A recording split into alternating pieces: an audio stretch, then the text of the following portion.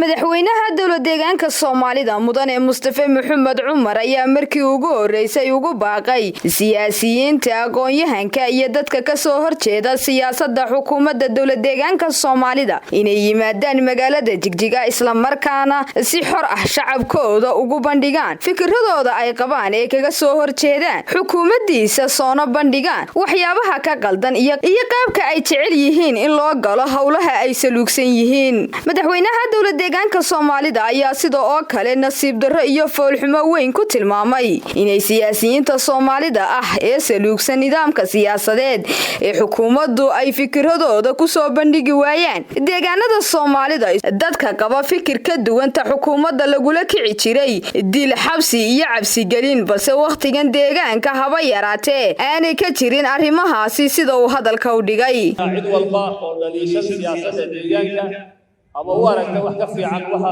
ay xukuumaddu inay qaban karto inay yimaadaan magaalada Jigjiga si nabad ah uga doodaan afkaartooda soo bandhigaan siyaasad xadaarad ku salaysan halka laga yimaado waxaa ceeba adigoo soo qoraya masiirka ummadda Soomaaliyeed ka go'daa Soomaalidu baa go'aan ka yeelan doonta inaad haddana aad diidan tahay inaad timaado dhul Soomaaliyeed oo aad kaga diyaarsan tahay inaad wareegto aad sameeyo meelaha kale taas oo wax ku kalifaya madaxweyne Mustafa Maxamed Cumar oo xadda 13 Oktoobar khudbad ka jeediyay madal ka qabsoontay gobolka City ee dowladda deegaanka Soomaalida ayaa ballan qaaday inaan wax dhib ah oo halis ku ah nafahooda loo geysan doonin siyaasiyiinta aqoon-yahanka iyo dadka dhaliilaya xukuumaddiisa haddii ay yimaadaan dowladda deegaanka Soomaalida sidoo oo kalena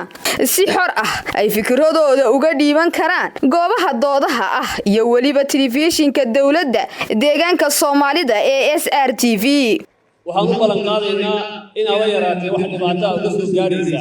afkaartooda ay jirin oo si xor ah u soo karaan oo telefishinka deegaanka uu furan yahay inay doodooda ka soo saaraan